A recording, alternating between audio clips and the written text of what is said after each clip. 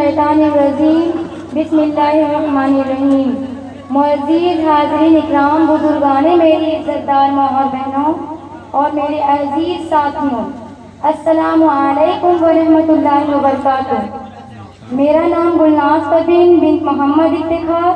आज मुझे जिस मौजू पर लफ्ज़ करने का मौका मिला है उसका नाम है औरतों की जिम्मेदारी और उन पर जायज़ नमाज। सबसे पहले हम अल्लाह ताला का शुक्र अदा करते हैं कि अल्लाह सुब्हान ताला ने हमें और आपको दीन इल्म सीखने के लिए शैतान के सिकंजे से निकाल कर अल्लाह की रहमत के मजलिस में लाके बैठाया। अल्लाह का बहुत बड़ा एहसान है कि हमें और आपको जिंदगी गुजारने का मुकम्मल नमूना इस्लामी शरीयत के जरिए हमें और आपको दे दिया। मोहम्मद रसूलुल्लाह सल्लल्लाहु अलैहि वसल्लम ने हमें और आप तक तमाम का तमाम इंसानियत का मुकम्मल दीन को पहुंचा दिया। मेरी बहनों, अल्लाह ताला ने दीन इल्म के जरिए हमें और आपको अपनी जिंदगी में क्या करना है और क्या नहीं करना है वे भी बता दिया, और जो चीजें करने का हुक्म दिया है उसे नहीं करने पर क्या होगा ये भी अल्लाह ताला ने कुरान हदीस में बता दिया। मेरी बहनों, अल्लाह ताला ने हमारे ऊपर बहुत सारी जिम्मेदारियां अदा की है जिसे गिनती नहीं की जा सकती है। सबसे पहली जिम्मेदारी, सबसे अहम जिम्मेदारी, सबसे बड़ी जिम्मेदारी अल्लाह ताला ने हमें और आपको दी है, हम औरतों को दी है।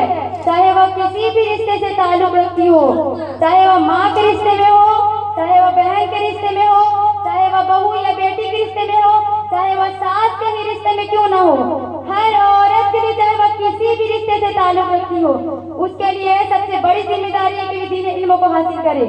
सबसे अहम जिम्मेदारी है मेरी माँ और बहनों, और ये जिम्मेदारी अल्लाह ताला ने हमें और आपको दी है, हम औरतों को दी है। मेरे बहनों, तो अल्लाह ताला फरमाते हैं कि हर शख्स जिम्मेदार है।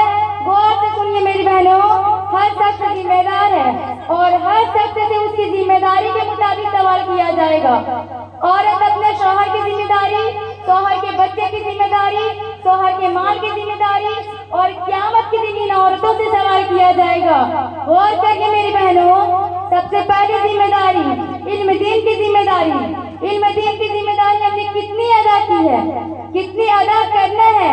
क्या हमारे पास उतना वक्त है कि हम कहते हैं कि आज नहीं कल सीख लेंगे, अभी तो मैं जवान हूँ, बूढ़ी होने के बाद सीख लूंगी? बोलिए मेरी बहनों, क्या हमारे पास इतना वक्त है?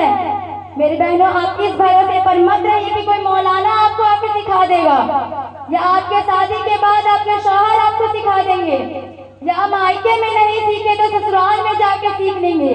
बोलिए मेरी बहनों, हमारे पास इतना वक्त है?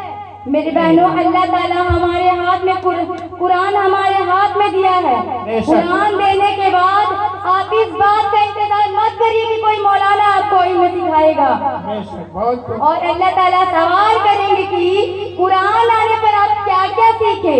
गौर करिए मेरी बहनों, संग में अल्लाह ने नमाजों को माफ नहीं किया।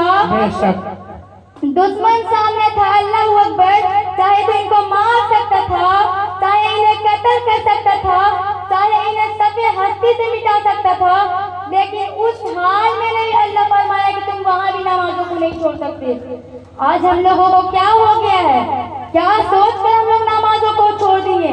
ना तो इल्म को अच्छी तरह से हासिल कर रहे हैं, ना तो नमाजों को अदा कर रहे हैं। क्या हो गया हम लोगों को? मेरी बहनों, अल्लाह के लिए ये बहाने